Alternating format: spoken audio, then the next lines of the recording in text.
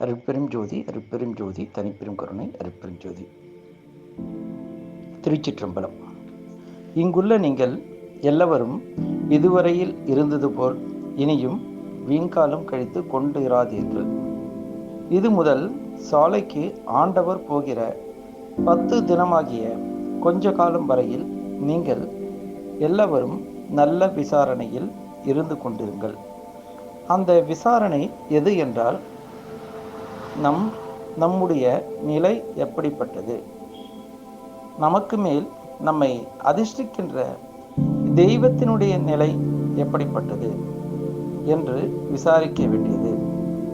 அதற்கு தக்கபடி நீங்கள் ஒருமித்தாவது அல்லது தனித்தனியாவது உங்கள் அறிவிற்கும் ஒழுக்கத்துக்கும் ஒத்தவர்களுடன் கூடியாவது அல்லது வேலாயுத முதலியாரை கேட்டால் மனுஷிய தரத்தில் போதுமான வரையில் சொல்லுவார். அவரிடம் அப்படி கேட்டாவது நல்ல விசாரணையில் இருங்கள், அல்லது தனியாகவும் விசாரிக்கலாம்.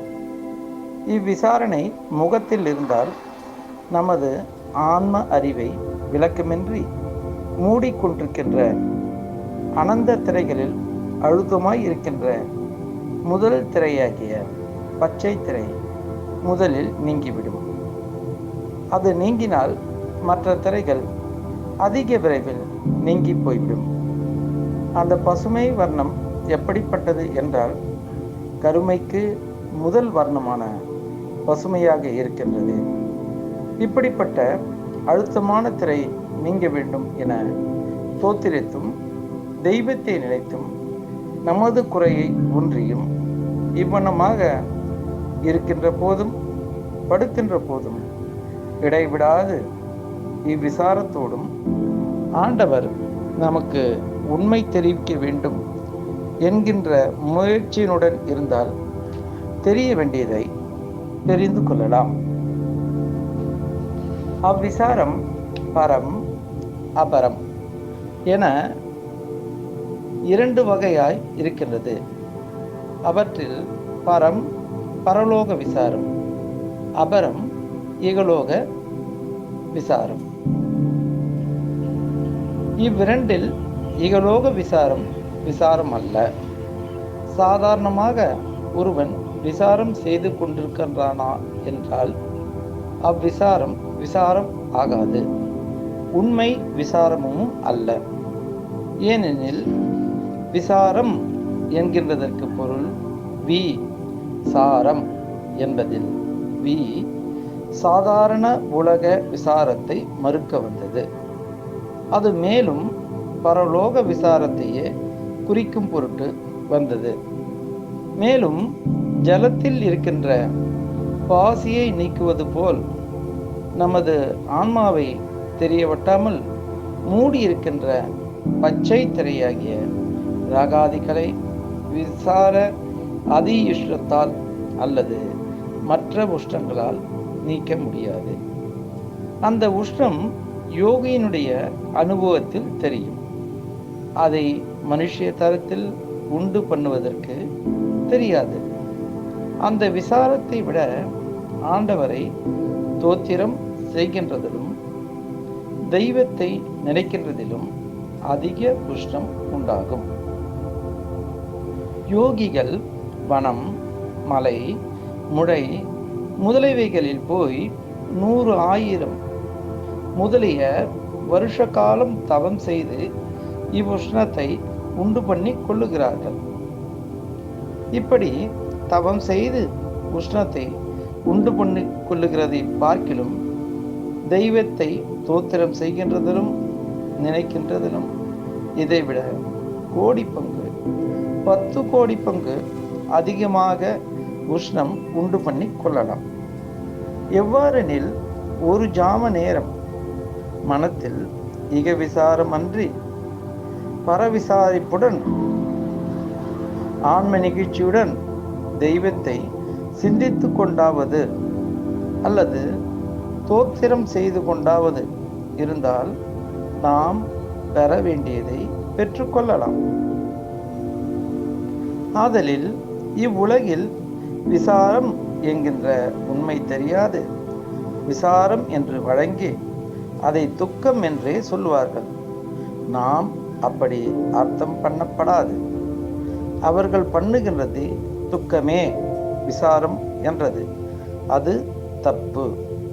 சாரம் என்றால் துக்கம், வி சாரம் என்றால் துக்க நிவர்த்தி, வி உபசர்க்கம். சாரம் என்கின்ற துக்கத்தை நிவர்த்தித்தது வி. ஆதலால் விசாரம் என்கின்றது முன் குறித்தபடி பரலோக விசாரத்தையே குறிக்கின்றது. ஆதலில் இடைவிடாத விசார வசத்தராய் இருக்க வேண்டும். மேலும் வி சாரம் என்பது வி விபத்து, சாரம் நீக்குதல், நடத்தல். ஆதலால் இடைவிடாது நன்முயற்சியின் கண் பயிலுதல் வேண்டும். மேலும் சிலர் இது ஆண்டவர் வருகின்ற தருணமாக இருக்கின்றதே, இத்தருணத்தில் முயற்சி செய்வானான் ஏன்? ஆண்டவர் வந்தவுடனே பெற வேண்டியதை பெற்றுக்கொள்ளப்படாதோ என்று வினவலாம். ஆம், இஃது தாம் வினவியது நலம்தான். ஆண்டவர் வரப்போகின்றது சத்தியம்தான். நம்மவர்களின் திரை நீக்க போகின்றதும் சத்தியம்தான். நீங்கள் எல்லோரும் பெற வேண்டியதை பெற்றுக்கொள்ளுகின்றதும் சத்தியம்தான்.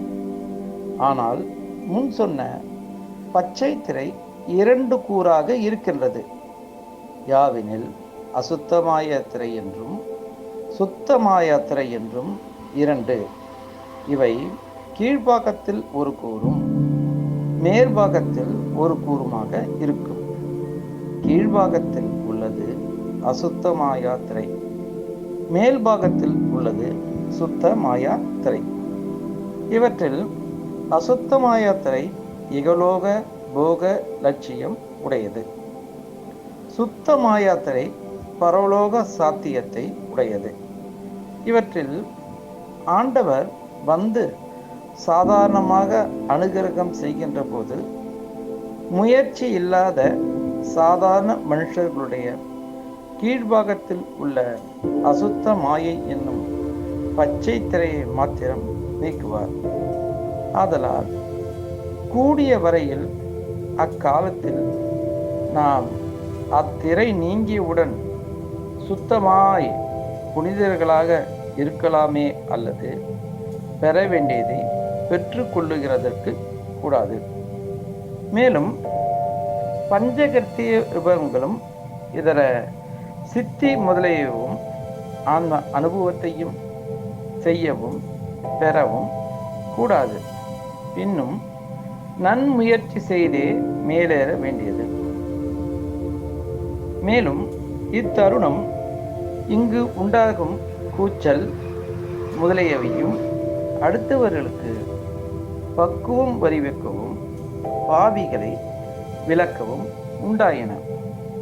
ஆதலால் நாம் எல்லவரும் இத்தருணம் இப்போதே விசேஷ நன்முயற்சியினுடனே இருந்தால் ஆண்டவர் வருகிற போது நம் கீழ்பாகத்தில் உள்ள அசுத்த மாயாத்திரையோடு கூடி மேற்பாகத்தில் இருக்கின்ற சுத்த மாயையின் உடைய பச்சை திரையும் நீங்கி போய்விடும். கருமையர் பச்சை வர்ணமுடையது அசுத்த மாயா திரை. பொன்மையர் பச்சை வர்ணமுடையது சுத்த மாயா திரை. கருமையர் பச்சை வர்ணமுடைய அசுத்த மாயா திரை நீங்கின பிறகு மற்ற 7 திரைகளும் அதிக விரைவில் நீங்கி போய்விடும். இத்திரைகளின் விவரத்தை 6வது திருமுறை அருட்பெரும் ஜோதி ஆகவலில் கண்டு உணர்க. மேலும் இது நீங்கினவுடனே பஞ்சகர்த்திய முதலானவையும் செய்வான். ஆதலால் ஒவ்வொருவரும் முயற்சியினுடைய இருந்தால் அதற்கு தக்க லாபத்தை பெற்று கொள்ளலாம். இதற்கு மேற்பட நாமும் பார்த்தும் கேட்டும் லட்சியம் வைத்து கொண்டிருந்த வேதம், ஆகமம், புராணம், இதிகாசம் முதலிய கலைகள் எதனிலும் லட்சியம் வைக்க வேண்டாம். ஏனென்றால் அவைகளில் ஒன்றிலாவது புழுவுக்கரி என்றே தெய்வத்தை இன்னபடி என்றும் தெய்வத்தினுடைய உண்மை இன்னதென்றும் கொஞ்சமேனும் புறங்கவிய சொல்லாமல் மண்ணை போட்டு மறைத்து விட்டார்கள். அணு மாத்திரமேனும் தெரிவிக்காமல் பிண்ட லட்சணத்தை அண்டத்தில் காட்டினார்கள்.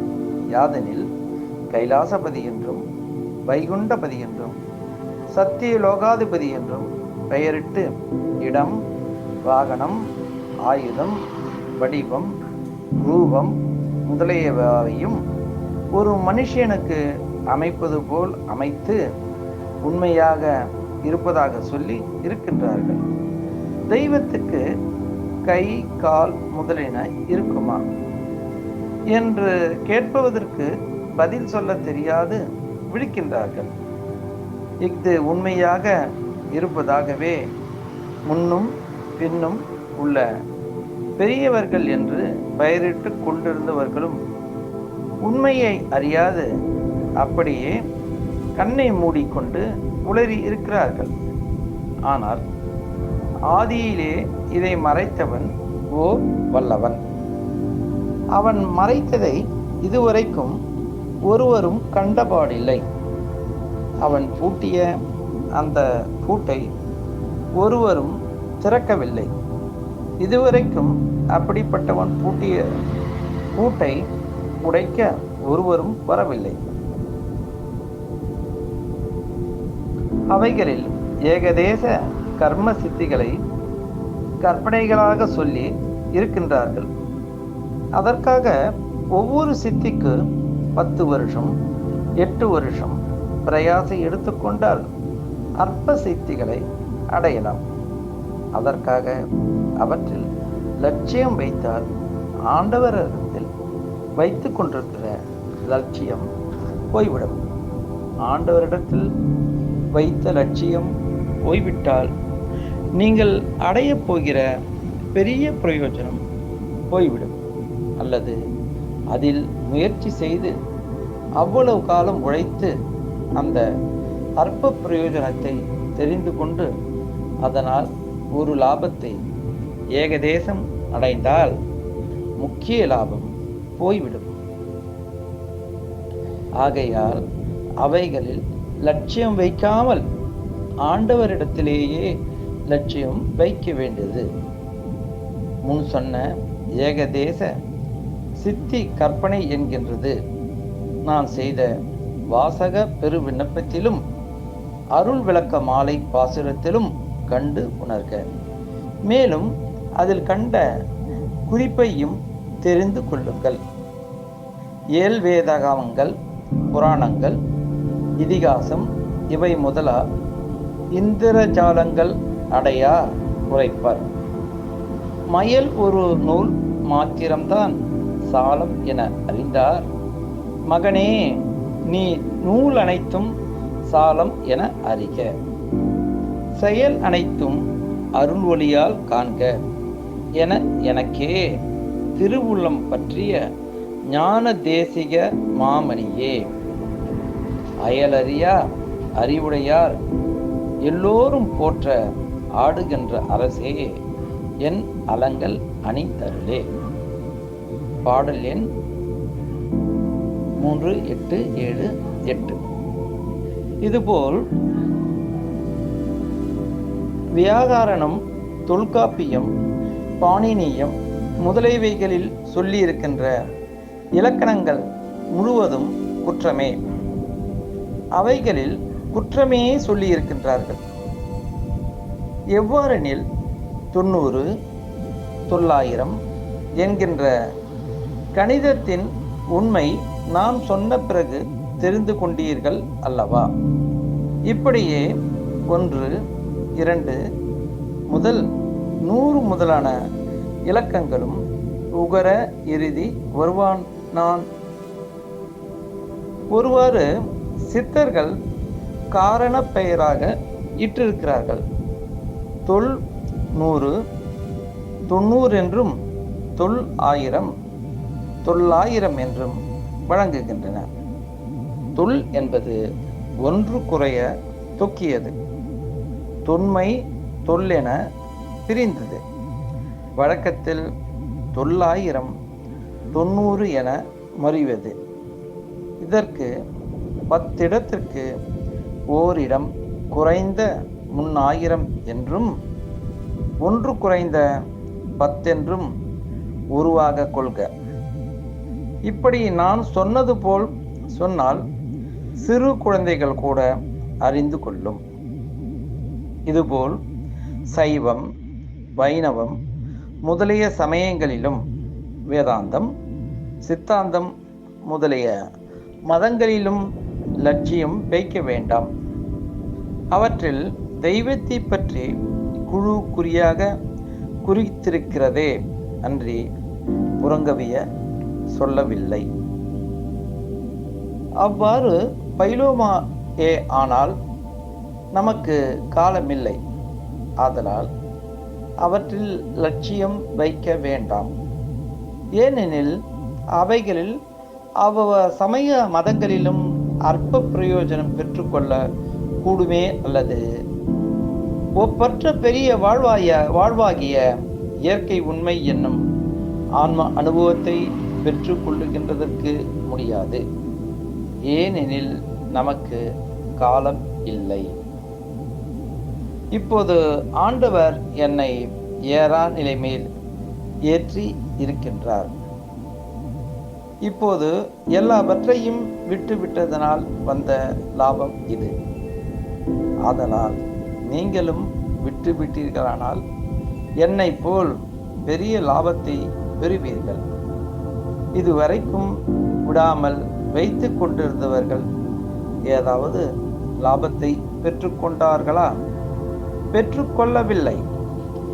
நான் அப்படி அந்த சமயத்தில் வைத்திருந்த லட்சியமே என்னை இந்த நிலையில் தூக்கிவிட்டது என்றாலோ அந்த லட்சியம் தூக்கிவிடவில்லை.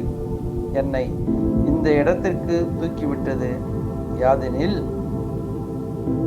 அக்காலத்திலேயே எனக்கு தெரிவிக்க வேண்டியதை தெரிவித்தார் என்று வாசக பெருவிண்ணப்பத்திலும் எத்தேவரையும் நின் சாயையை பார்த்ததே அன்றி தலைவன் வேறு எண்ணியதுண்டோ என்றும் தேடியதுண்டு நினது உரிமை என்னும் தொடக்கமுடைய பதிகத்திலும் விண்ணப்பித்து இருக்கின்றேன். மேலும் அவர் தெரிவித்த உண்மை பெருநெறி ஒழுக்கம் யாதெனில் கருணையும் சிவமே பொருளென காணும் காட்சியும் பெருக என்றதுதான். மேலும் இவைகளுக்கு எல்லாம் சாட்சி நானே இருக்கின்றேன். நான் முதல் சைவ சமயத்தில் லட்சியம் வைத்துக் கொண்டிருந்தது இவ்வளவு என்று அளவு சொல்ல முடியாது. அது பட்டினத்து சுவாமிகளுக்கும் வேலாயுத முதலியாருக்கும் இன்னும் சிலருக்கும் தெரியும். அந்த லட்சியம் இப்போது எப்படி போய்விட்டது பார்த்தீர்களா? அப்படி லட்சியம் வைத்ததற்கு சாட்சி வேற வேண்டியதில்லை. நான் பாடியிருக்கிற திருவருட்பாவில் அடங்கி இருக்கின்ற பாடலையும் மற்றவர்கள் பாடலையும் சபைக்கு கொண்டு வந்தால் அவைகளே சாட்சி சொல்லிவிடும். ஏன் அவ்வளவு மிகுந்த அழுத்தம் எனக்கு அப்போது இருந்தது என்றால், அப்போது எனக்கு அவ்வளவு கொஞ்சம் அற்ப அறிவாக இருந்தது. என்னை ஏறா நிலைமிசை ஏற்றிவிட்டது யாதெனில் தயவு. தயவு என்னும் கருணைதான் என்னை தூக்கிவிட்டது. அந்த தயவுக்கு ஒருமை வர வேண்டும். அந்த ஒருமை இருந்தால் தான் தயவு வரும். தயவு வந்தால்தான் பெரிய நிலை மேல் ஏறலாம். இப்போது என்னுடைய அறிவு அண்டங்களுக்கு அப்பாலும் கடந்திருக்கிறது. அது அந்த ஒருமையினாலே தான் வந்தது. நீங்களும் என்னை போல் ஒருமையுடன் இருங்கள்.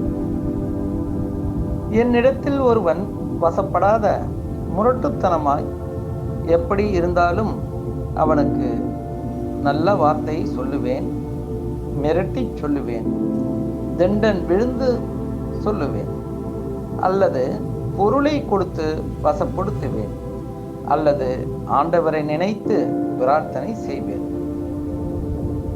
இப்படி எந்த விதத்திலேயாவது நல்வழிக்கு வர செய்து விடுவேன். நீங்களும் எல்லாவரும் இப்படியே செய்தல் வேண்டும். ராத்திரி கூட நான் இல்லாமல் இந்த ஜனங்கள் சன நேரம் இருக்க மாட்டார்களே என்று ஆண்டவரிடத்தில் விண்ணப்பித்துக் கொண்டேன். அது இங்கே இருக்கிற ஜனங்கள் மட்டில் மாத்திரமில்லை, உலகத்தில் இருக்கின்ற எல்லா ஜனங்களையும் குறித்து விண்ணப்பித்துக் கொண்டேன். ஏனெனில் எல்லாவரும் சகோதரர்கள் ஆதலாலும் இயற்கை உண்மை ஏக தேசங்கள் ஆதலாலும் ஆண்மைநேய ஒருமைப்பாட்டுரிமை வைத்து கொண்டிருக்கின்றேன். இப்போது நீங்கள் இதுவரைக்கும் ஒழுக்கத்துக்கு வராமல் எவ்வளவு தாழ்ந்த மனுஷர்களாய் இருந்தாலும் சாலைக்கு போக கொஞ்ச தினம் இருக்கின்றது. அதற்குள்ளாக நீங்களும் நல் ஒழுக்கத்திற்கு வருவதோடு கூட மற்றவர்களையும் நமது ஒழுக்கத்திற்கு வரும்படி எவ்வித தந்திரமாவது செய்து நம்மவர்களாக்கி கொள்ள வேண்டியது. நீங்கள் கொஞ்ச தினத்துக்கு அப்படி செய்து கொண்டு இருங்கள். நானும் ஆண்டவரிடத்தில் இவ்வுலகத்தில் உள்ள எல்லா ஜீவர்களும் நன்மை அடைய பிரார்த்தித்தும் ஆண்டவரிடத்தில் கேட்டுக்கொண்டும் வருகின்றேன். ஆதலால் நீங்கள் அப்படி செய்து கொண்டு இருங்கள்.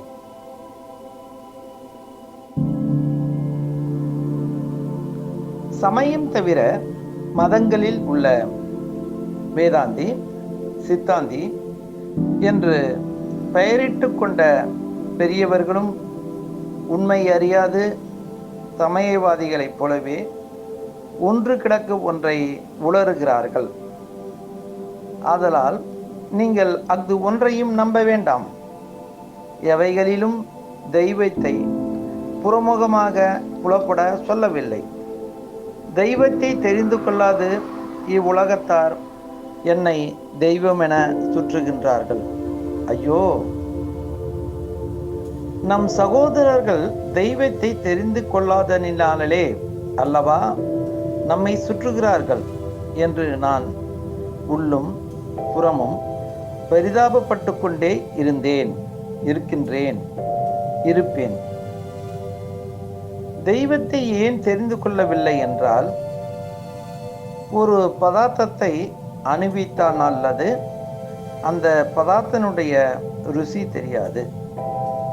ருசி தெரியாத பதார்த்தத்தின் மேல் இச்சை போகாது.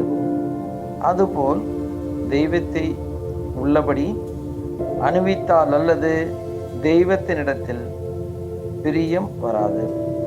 ஆதலால் தெய்வத்தை தெரிந்து கொள்ள வேண்டும் என்கின்ற முக்கிய லட்சியத்தில் இருந்து கொண்டு விசாரம் செய்து கொண்டு இருங்கள்.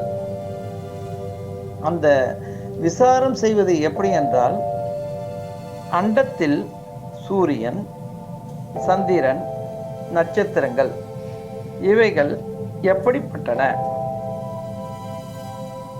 இவைகளுடைய சொரூப ரூப சுபாவம் என்ன, இவை முதலான அண்ட விசாரமும், பிண்டத்தில் நாம் யார், இக்கேயத்தின் கண் புருவம், கை மூலம் இவைகளிலும் இவை போன்ற மற்ற இடங்களிலும் ரோமம் உண்டாவது ஏன்? நெற்றி முதலான இடங்களில் அது தோன்றாதிருப்பது என்ன?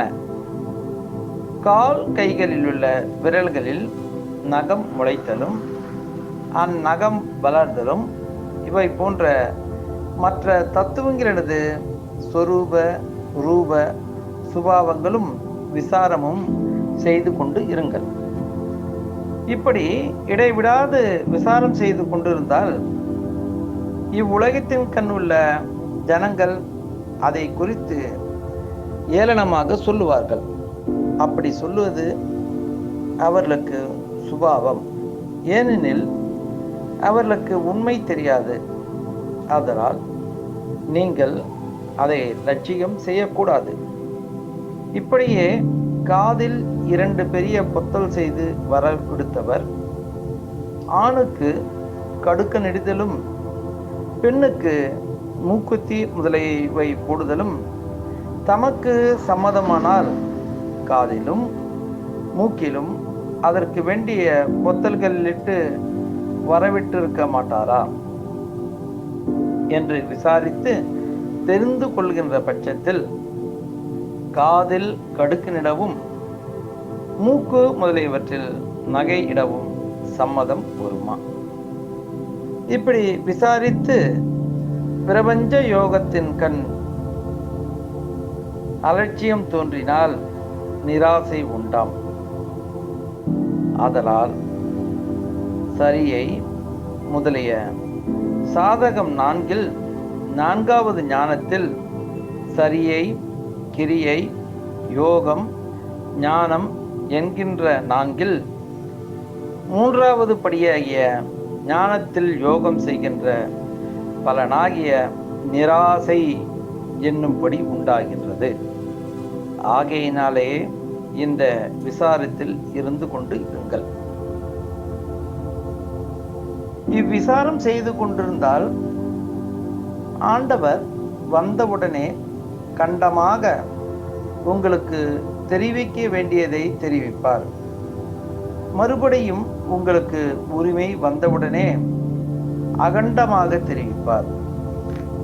ஆதலால் நீங்கள் இந்த முயற்சியில் இருங்கள். 2½ வருஷமாக நான் சொல்லிக்கொண்டே வந்தேன்.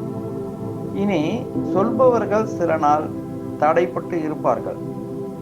இனி நீங்கள் இதுவரைக்கும் இருந்தது போல் இராதீர்கள். இது கடைசி வார்த்தை. இது முதல் கொஞ்ச காலம் சாலைக்கு போகின்ற வரைக்கும் ஜாக்கிரதையாக மேற் சொன்ன பிரகாரம் விசாரம் செய்து கொண்டு இருங்கள். மேலும் சமய மதங்களில் தெய்வத்தினது உண்மையை குழுக்கிரியால் குறித்து அக்குறிப்பையும் வெளிப்படையாக காட்டாது சிவாய நம என்றும் நமச்சிவாய என்றும் இது போன்ற அனந்த வர்ணங்களை சேர்த்து 1 2 3 5 6 8 10 13 15 16 24 முதலிய சங்கையில் மந்திரங்களாய் அமைத்து வழங்கி வருவிக்க விட்டு நடந்து வருகின்றது. மந்திரங்களின் அர்த்தம் பலவாக விரியும். ஆதலால் நாம் அடைய வேண்டியது முடிவான ஆன்ம லாபமாகிய சிவ அனுபவமே அன்றி வேற இல்லை. இங்குள்ள எல்லாவர்க்கும் சொர்க்கம் நரகம் விசாரம் இல்லை.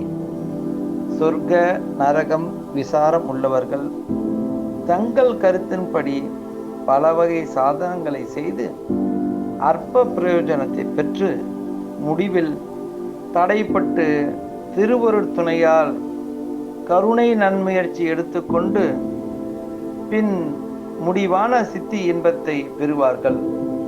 அஃது அருமை. இத்தருணம் ஆண்டவர் எல்லாவற்றையும் நீக்கி எல்லோரும் மேலான இன்பத்தை அடையும் பொருட்டு முடிவான இன்ப அனுபவத்திற்கு சாதக சகாயமான திருவருள் மகா வாக்கிய திருமந்திரத்தை தமது உண்மையை வெளிப்பட காட்டும் மகா மந்திர வாக்கியத்தை எனக்கு வெளியிட்ட அவ்வண்ணம் எனது மெய்யறிவின் கண் அனுபவித்தெழுந்த உண்மை அறிவு அனுபவ ஆனந்த இன்பத்தை நீங்கள் எல்லவரும் என்போல் ஐயம் திரிபு மயக்கம் இன்றி அடைய என்னுள்ளே எழுந்து பொங்கிய ஆன்மநேய ஒருமைப்பாட்டுரிமையை பற்றி குறிப்பிக்கின்றேன் குறிப்பிப்பேன். நமது ஆண்டவர் கட்டளையிட்டது யாதெனில், நமக்கு முன் சாதனம் கருணை ஆனதினாலே ஆண்டவர் முதல் சாதனமாக அருட்பெரும் ஜோதி தனிப்பெரும் கருணை அருட்பெரும் ஜோதி என்னும் திருமந்திரத்தை வெளிப்படையாக எடுத்துக்கொண்டார். தயவு, கருணை, அருள் என்பவை ஒரு பொருளையே குறிக்கும். ஆதலால் பெரிய தயவுடைய அறிவே பூரண இன்பமாம். அது ஒப்பற்ற பெரும் தயவுடைய பேரறிவே ஆம். இஃது வாட்சியார்த்தம். இவ்வண்ணம் சாதனம் முதிர்ந்தால் முடிவான இன்ப அனுபவம் பெறுவதற்கு தடையில்லை. சந்ததமும் வேதமொழி யாதொன்று பற்றின் அதுதான் வந்து முற்றும் என்னும் பிரமாணத்தால் உணர்க. மேலும் இதுகாரும் தெய்வத்தின் உண்மையை தெரிய ஒட்டாது அசுத்தமாயக்காரிகளாகிய சித்தர்கள் மறைத்து விட்டார்கள். சுத்தமாயக்காரியாகிய தெரிந்த பெரியோரும் இல்லை, சன்மார்க்கமும் இல்லை. சன்மார்க்கம் இருந்தால் அனுபவித்து அறியாத அனுபவமும் கேட்டறியாத கேள்வியும் நாம் கேட்டிருப்போம். மேலும் இறந்தவர்கள் மீளவும் எழுந்து வந்திருப்பார்கள். ஆதலால் கேட்டறியாத கேள்விகளை கேட்கும்படி ஆண்டவர் செய்தது இத்தருணமே. ஆதலால் இத்தருணம் இக்காலமே சன்மார்க்க காலம். இதற்கு சாட்சியாகிய இப்போதுதான் சன்மார்க்க கொடி கட்டிக்கொண்டது. அக்கொடி இப்போதுதான் கட்டிக்கொண்டது. அக்கொடி உண்மையில் யாதெனில், நமது நாபி முதல் புருவ மத்தி ஈராக ஒரு நாடி இருக்கின்றது. அந்த நாடி நுனியில் புருவமத்தியின் உட்புறத்தில் ஓர் ஜவ்வு தொங்குகின்றது. அதன் அடிப்புறம் வெள்ளை வர்ணம், மேற்புறம் மஞ்சள் வர்ணம். அஜவ்வின் கீழ் ஓர் நரம்பு ஏறவும் இறங்கவும் இருக்கின்றது. இக்கொடி நம் அனுபவத்தின் கண் விளங்கும். இவ் அடையாள குறிப்பாகவே இன்றைய தினம் வெளிமுகத்தில் அடையாள வர்ணமான கொடி கட்டியது.